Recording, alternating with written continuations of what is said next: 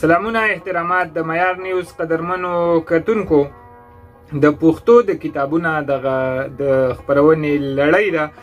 دغه لړۍ کې نن ما سره د لیاقت پلوسوال کتاب را سره دی. لیاقت پلوسوال د مردان پلوسی سره تعلق لرونکی ډېر خوږ ژبی شاعر دی. ستا د مخ کتاب کې ډوب یم. دغه د لیاقت پلوسوال لومبۍ شعري مجموعه ده چې دا وخت زما په لاس کې د لیاقت پلوسوال یو عالم الدین او د قرآن حافظ صاحب هم د ډېره د خوشحالۍ خبره ده چې کوم زمونږ علماء کرام دي هغوی هم د پښتو ژبې سره د پښتو ادب سره تعلق ساتي. ظاهره خبره ده چې کوم عالم سړی وي د هغه شعر به د عالمانه افکار وي. دا وخت را سره ستا د مخ کتاب کې ډوب یم د لیاقت پلوسوال دغه کتاب په لاس کې دی. تاسو ته پته ده چې په دغه خپرونه کې موږ تاسو سره د پښتو ژبې یو کتاب معرفي کوو. دغه کتاب ستا د مخ کتاب کې ډوب یم همدې کال یعنی په 2025 کې چاپ شوی دی. فاطمه ګلزار ادبي ټولنه فاطمه، مردان ادبي ثقافتي جرګه مردان، اجمل منصور ادبي کلتوري غورځنګ صوابۍ او ققنس ادبي جرګه مردان لخوا دغه کتاب چاپ شوی دی. دغه کتاب تړون لیاقت صاحب د خپلې مشرې خور مرحومې په نوم کړی دی. تړون کې لیاقت پلوسوال لیکي چې د خپلې مشرې خور مرحومې په نوم د دې کتاب تړون چې ما ترېنه د مورنۍ ژبې پښتو ډېره زده کړه کړې ده. په دغه کتاب باندې ډېر پوهانو نورالامین یوسفزۍ صاحب لیکل کړي دي او دغه شان د دغه کتاب کمپوزینګ چې دی هغه محمد سعید صاحب کړی دی. عبدالهادي هادي هم په دغه کتاب باندې سریزه لیکلې ده. د دې نه علاوه په دغه کتاب باندې مفتی عبدالرحمن ناظري کوم چې په ټورنټو کینیډا کې ژوند کوي هغه هم لیکل کړي دي.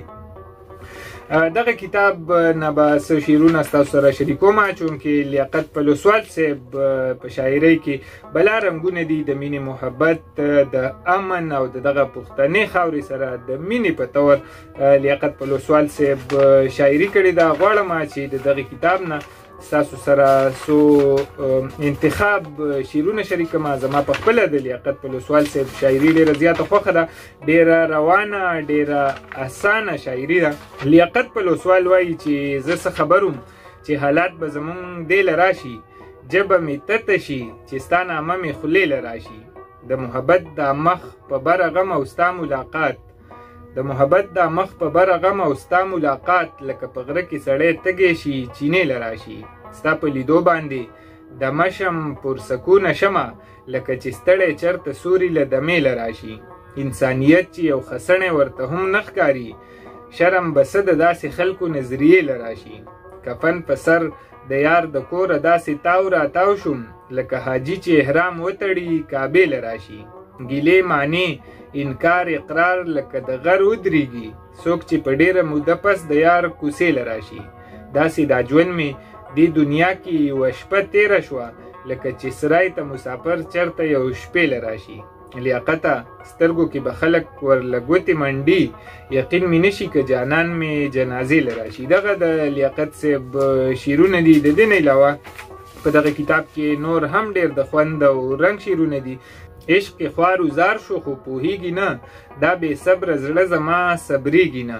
ډېر که د نفرت قاتونه راشي خو مینه داسې سیند دی چې وچیږي نه. ولي ملغلرې دریابونو ته څوک چې محبت باندې پوهیږي نه. داسې کوم ناشنا جرم مې کړی دی، سترګې دې ما خوري شونډې خوځیږي نه. دا د موسمونو ستوماني هما ستا یو غزونې ته رسیږي نه. ته بدلوه هره د وعدې ژبه، ستا لیاقت هم هغه دی بدلیږي نه. بل ځای لیاقت پلوسوال وایي چې وعدې دې شوې دروغ زما سراب سراب جانانه، دا ځکه خو نن ګرځمه خراب خراب جانانه. نه چې ته مې په زړګي باندې د رحم نظر نه کړې، وي ټوله زندګي به مې عذاب عذاب جانانه. دا ستا د مخ کتاب ته په کتلو نه مړېږم، دا ټوله ځمکه غواړمه کتاب کتاب جانانه. د مینې په سرات که تر مرګي امانت لاړې، جنت به درته هر ځای وي شراب شراب جانانه. زما د دیدن تنده د اسمان سره سیالي کړي، ډېر لرې رانه اوسې ای دریاب دریاب جانانه. ستا مینه مې کعبه ده، ستا الفت زما منزل دی، یم ستا په مسله زما محراب محراب جانانه. مازغه مې معطر نه کړل د غرونو هواګانو، ملاقات شوی دی خوشبو ده گلاب گلاب جانانا د هجر غریبی دی لیاقت بے وقت بوډا کړو راغاړو زر ورته شباب شباب جانانا. جی جناب دغه د لیاقت په لوسوال صاحب کتاب دی ستا د مخ کتاب کې ډوب یم. دغه کتاب به تاسو ته د کتابونو په هر ښه دوکان کې ملاویږي. دغه کتاب د امن خپرندویه ټولنه 400 لخوا چاپ شوی دی او دغه کتاب په 140 صفحو باندې مشتمل دی. غرض مې دا و چې د پښتو ژبې دغه کتاب دی چې دغه کتاب ستاسو سره پیژنګلو وکړم. تر بل خپرونې پورې د لوی الله په امان.